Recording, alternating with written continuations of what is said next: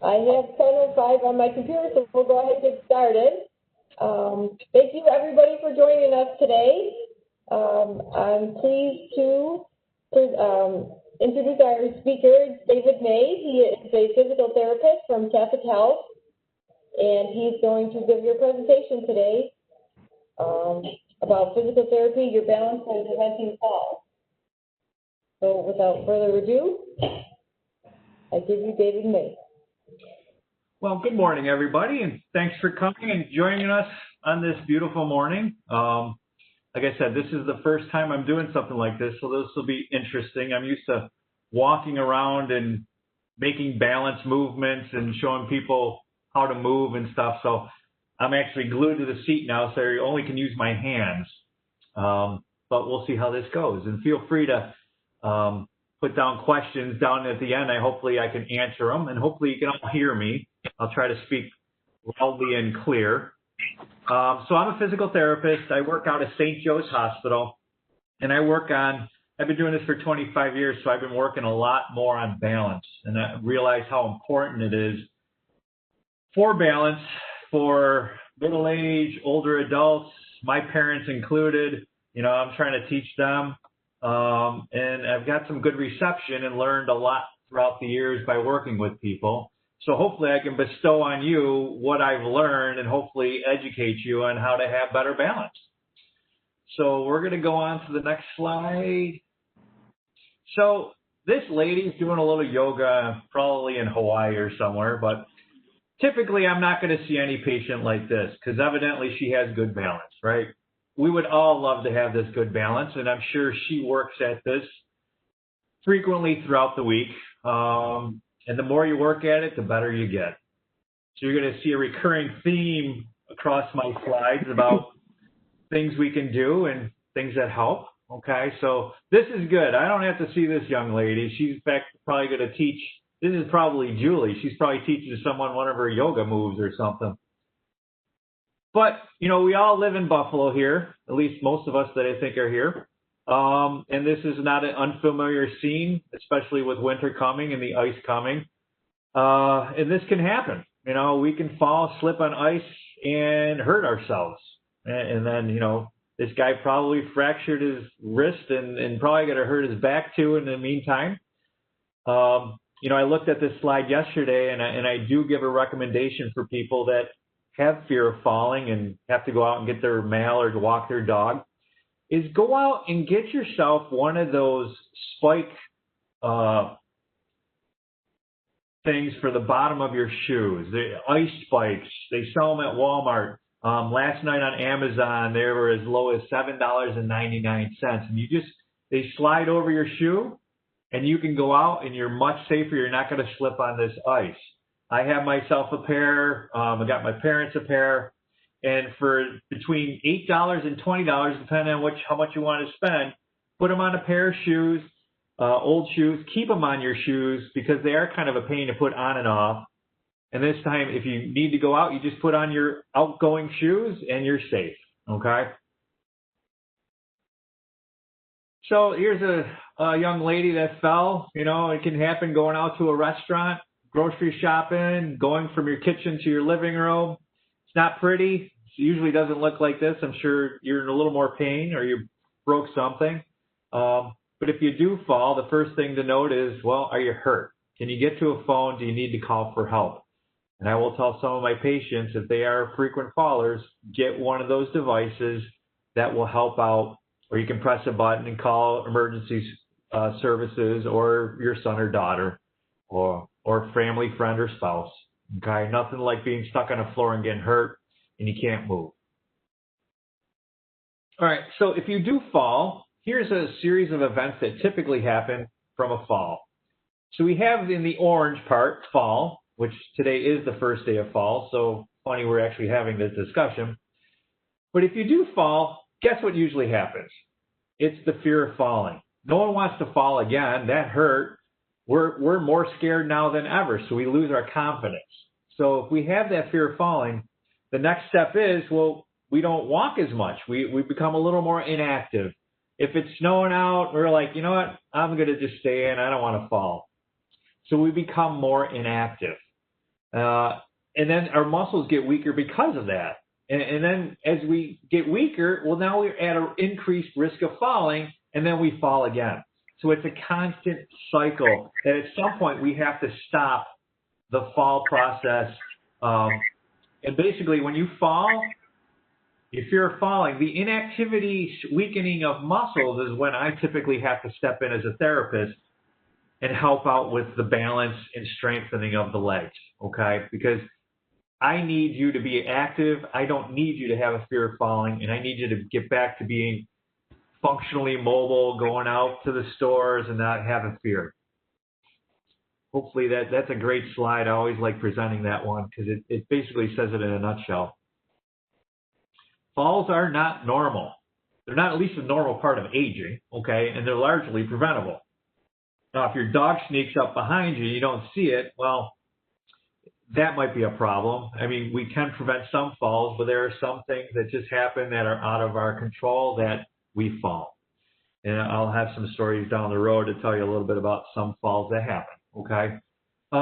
Well, again, these are preventable by being active, by exercise classes, yoga, to prevent falls.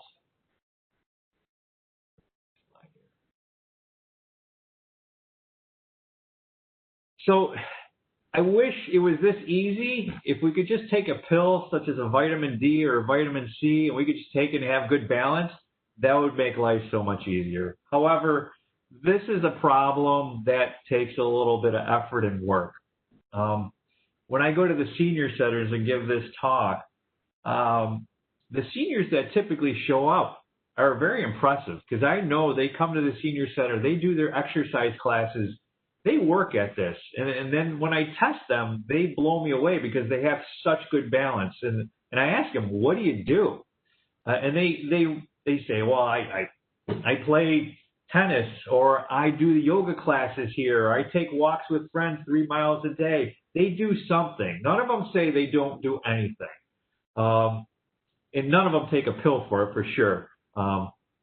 But this is, we have to be active, and we can't be complacent and just form of vitamins and eating healthy. There's got to be another activity level that goes with it. So if we can pause for a minute and just reflect, if you can think of a main cause for fall and see if it coincides with anything I have listed on the next slide.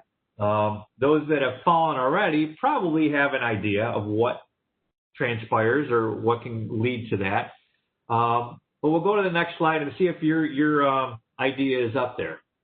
Okay. So we have lower body weakness. Okay. If you already have prior problems walking or balance, you're definitely more at risk of falls. Okay. Patients or people with vision problems, cataracts, glaucoma, you can't see well, you can't see the cord on the floor, you can't see that last step. That could be a problem. Vestibular deficits, dizziness, vertigo. If you've ever had the benign proximal positional vertigo with a loose crystal in your ear, you'll know that spins you around pretty bad and makes you nauseous, but you can also lose your balance because it's kind of like getting off of an amusement park ride. But taking medicine that make you dizzy, or you get up too quick and you get dizzy. I'm sure some of you watching this presentation have gotten up really quick and taken a step, and all of a sudden you got really dizzy and you had to sit down or you would fall. A good thing to do is to sit right back down, or just sit up for a minute before you get up to make sure your blood pressure equalizes. Medications, for sure. I can't go into a lot of medications. We do have a pharmacist that we work with that does these presentations, that goes into a variety of different medicines that can cause falls. Improper footwear, foot pain. Wear good sneakers. Flip-flops are never a good thing. Don't come walking into my clinic with a pair of flip-flops and say, oh, I need better balance, because I'll take the flip-flops off. Or high heels, too. Those don't think you're going to have great balance and go to a wedding with high heels. I'll yell at you for sure. But good, comfortable shoes. Okay. A lot of people like Skechers. There's a variety out there. I'm not going to go over name brands, but just good, practical shoes. Buffalo weather, one of the first slides we talked about, okay, the ice factor. think about getting a pair of those slip-on grippers for the bottom of your shoes for ice and snow, okay? Uneven terrain, sidewalks. I mean, you come down a flight of stairs, you don't see that last step. People will fall getting that, okay?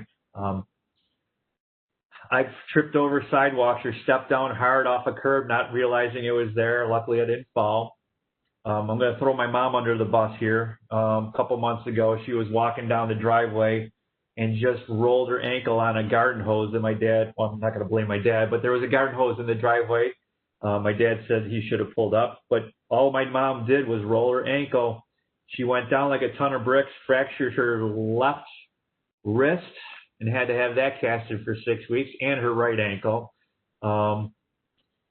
So, goes to show you, even I can preach to my parents, but sometimes they just don't want to listen about being active and taking care of themselves and rolling over garden hoses. So from time to time, I go over there and make sure they're safe, clean up after them. Existing medical histories, Parkinson's, multiple sclerosis, these are all chronic conditions that can lead to muscle weakness, which can lead to falls, or a combination of any of these above, okay? We can't just relate it to one set of conditions that causes a fall, okay? Vestibular system. I do work a lot on vestibular. Vestibular is a part of your inner ear that needs special treatment. We work on dizziness with patients, high head speed motions. If you're trying to walk a straight line, like at a grocery store, and you turn your head to the right as you're walking and keep going back and forth, does that throw you off? Typically, it'll throw you off to the left if I'm looking to the right. So you have to work on just head movement as you walk. As we get older, we tend to just look down when we look straight. So the minute we look quickly to the right or left, it throws us off. So not only do I have to work on ankles and hip strategies, but I have to incorporate head movements like we're going grocery shopping, okay? And there would be a little thing I would do where I'd poke someone up from the audience and spin them around a couple of times to show them how the vestibular system works. But if that is weak, it sends a slow signal to the brain, which then causes a delay, and that's what causes dizziness, okay? Now, when we're 10 years old, 15 years old, we went to amusement parks, we did all the spinny rides, and we loved it, okay? I guarantee most of us now, we go on a spinny ride, not only will we probably get nauseous and throw up, we'll be a little off balance too. But if we continue to go to an amusement park ride and do spins and do tumbles and stuff, we could strengthen the vestibular system, and that's what I'm trying to relay here, is it is a system that gets stronger the more we use it. However, as we get older, we fail to use it. One of the ladies, a couple of the ladies I worked with had a remarkable balance, and I had to always ask them, what did you do? And the number one thing they told me was line dancing, okay? Line dancing incorporates side-to-side movement, clapping your hands, spinning around. So that spinning around really gives them that good vestibular system. If anyone's ever done the bus stop and stuff, we know you spin around, you clap. That spinning 360-degree circle really challenges you. And for those that like to do the polka, I don't know the name of the dance, but I know I always get dizzy when I try to do it with my family because it's nothing but spinning. But it's a good vestibular exercise. However, it's probably not fun after a while because I start to get a little sick. Next slide, moving on. So home safety, I'm going to touch on a little bit of this. But if you're around tomorrow, Beth Moses from ECMC does a great slide presentation on home safety, and she has numbers of slides of really poor conditions that we all have at home that we can use to clean up a little bit. So she really does a great presentation. But a couple of the things I listed here are, for better safety, we recommend railings for your stairs, okay, even if it's for a small step, so you're not grabbing onto chairs and walls. Making sure your steps are clean, making sure if you can't see that last step, you put a light at the bottom or a piece of tape to designate that as the last step. I have a light at the bottom of my stairs so I can see that bottom stair as I come down in the morning now that it's dark out. So get a bunch of night lights and put them at strategic parts of your house for safety. I think that is one of my biggest recommendations. Watch for cracked pavement. Watch for garden hoses in your driveway, such as my parents and neighbors. Be careful with your ice and snow. Walking outside, get a pair of good boots or the slide-on ice clips. Hand holders, cluttered area, make sure you're not cluttered. Be careful of your pets, that they're not under you. Know where they're at. No electric cords across the floor. Throw rugs are always a big no-no because you can trip on those because they're not tacked down at the corners. Going to sit, if you have furniture, making sure you can get to the couch without having to go around your table and that side to side or hitting your foot on something around the table. Try to make clear areas for you to get around. Okay. So in physical therapy, so if you do have a fall, or you need weak muscles, or you're off balance, so we would spend a good hour together looking at a variety of tests. Tug test, can you stand on one leg? You know, you should be able to stand on one leg for 30 seconds, but it's amazing how many people can only stand on for barely a second or two. So we work on that. Alternating toe tap tests. How can you get out of a chair without use of hands? If you use our hands, now, most people now, if you can stand up without use of hands, it's showing me you have good leg strength, okay? What we rely on is the armrests or a table and pull ourselves up, pushing. And now we have stronger arms but weaker legs. So I encourage a lot of people, try working on the leg strengthening. Don't use your arms as much. Use that legs because those are your balance muscles. Those are going to help out. Other balance tests, dynamic gait index, Berg, walking with head movements, which again we talked on with vestibular, standing on foam. So there's a variety we do just to see where each individual lacks and what we can do to help improve it. And then after about a month of therapy, we go back and retest everything. And by rights, we should see an improvement in everything we've tested, okay? Our goal is for no falls and for you to be confident and get back to normal daily activities in your community and in your home. Julie, who's our grand host here today, does teach Matter of Balance, and she's been doing that for a number of years, and it's a great class that she teaches that has shown to improve balance. Tai Chi is another wonderful exercise program that a lot of people do for balance. I don't teach either of those, so you'd have to go to a professional for those. Other things, the Otago exercise program, but things that you can do at home is the yoga, the line dancing, the walking, the gardening, at your senior center, at your gym, on a video at home, with a neighbor. Get involved with people to do that, okay? You can see I'm going over more of the activity now to tell you about that's better balance than not. If you don't feel comfortable with any of these and you're really at a fear for falling, then call your doctor, come in to see a physical therapist that knows how to treat for balance and vestibular, okay? But the takeaway point really is just get active and exercise. Time and time again, the people that I see day in and day out, they have good balance, are active. They walk every day. They go to senior centers, or they did before COVID hit.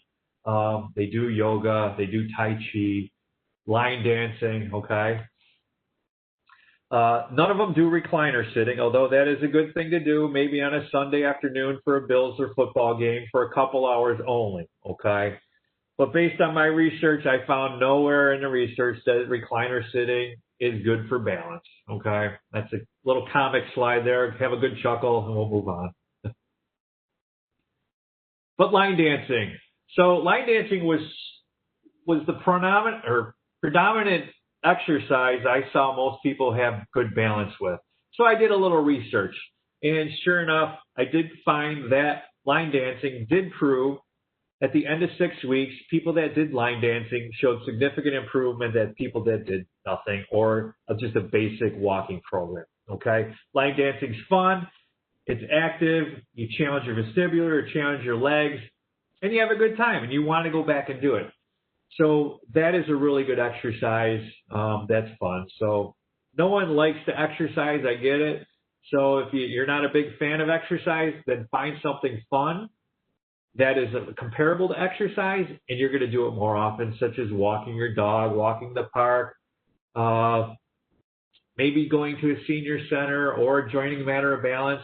Once you get involved in it, you'll realize how it is fun. You get the camaraderie of everyone there doing the same thing, that's good. Sometimes staying at home, staring at a TV or video is just not exciting or healthy for you. Okay. Another interesting thing, gardening.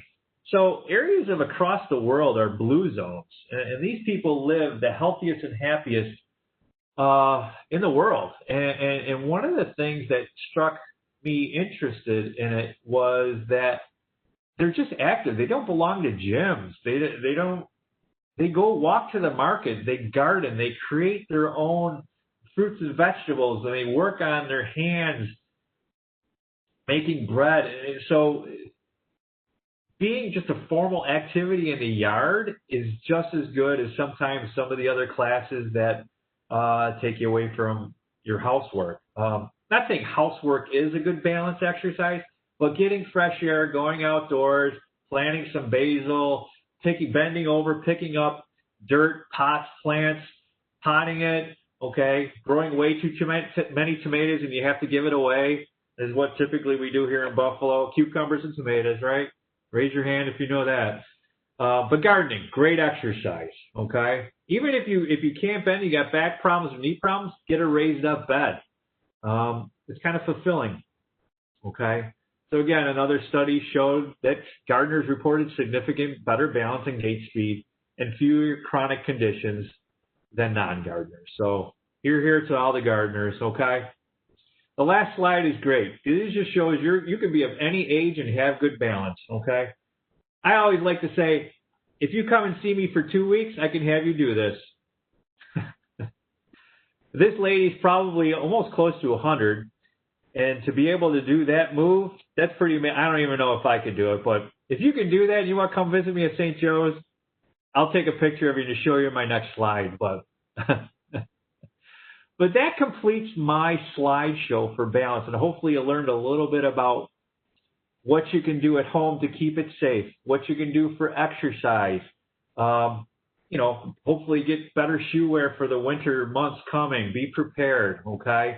Get into a class, get into a little exercise regime, or get to see a therapist now before the snow hits so you at least have an exercise activity level to work on between now and December, because I know a lot of people don't like to come out come January, February when it's cold and icy.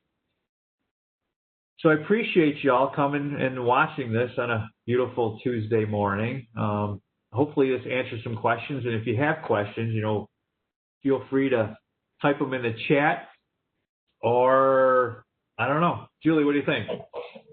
Yeah, if everybody has a question, definitely type it in the chat, or I can unmute you, or you can unmute yourself if there's something, if you feel more comfortable speaking the question. So I'll give you guys about a minute to. Oh, we got a little bubble there. Let's see.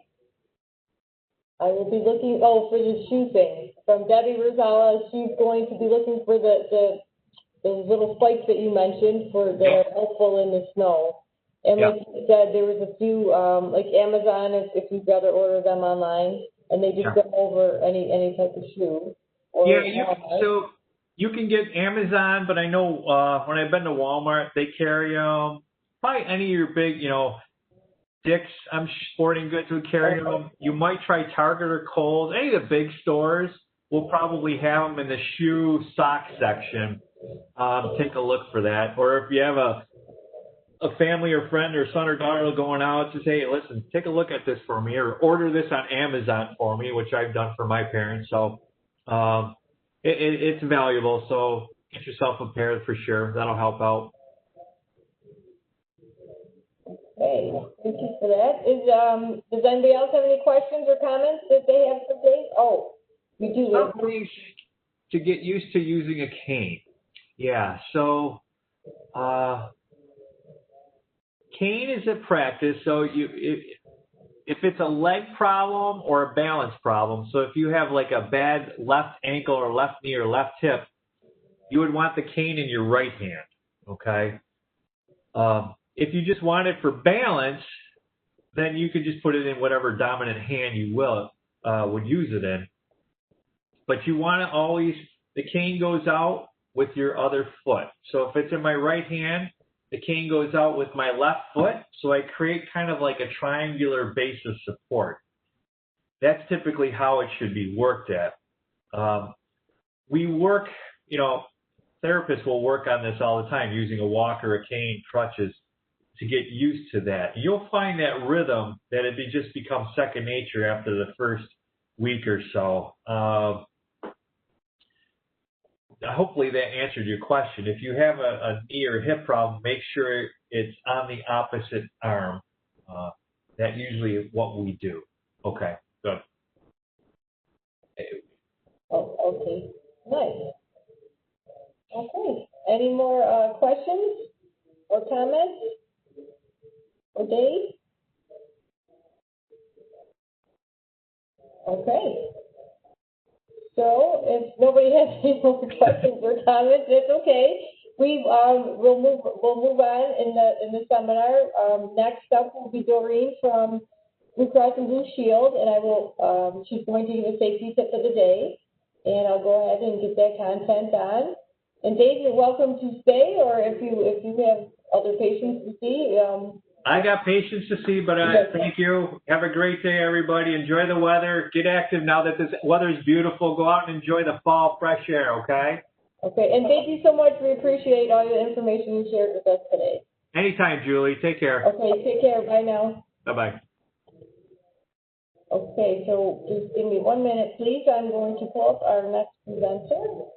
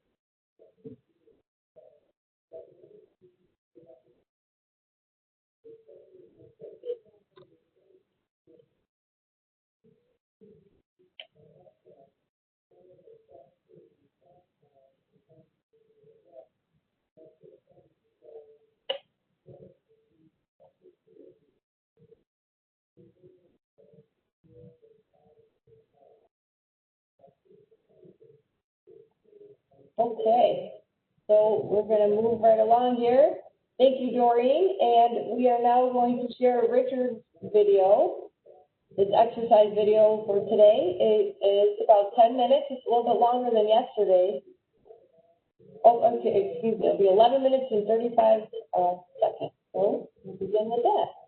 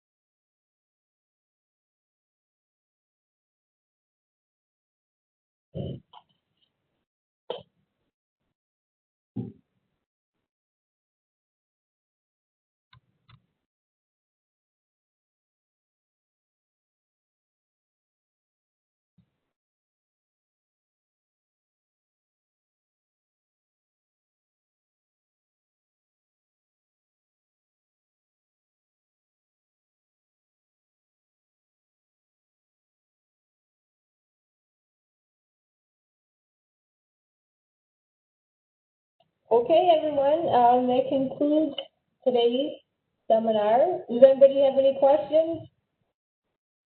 If not, then thank you so much for joining us today. It was really nice to see everybody, and I hope you got a lot out of what was presented today. And hopefully we'll see you tomorrow. All right, you're very welcome. Have a great day, guys. Take care.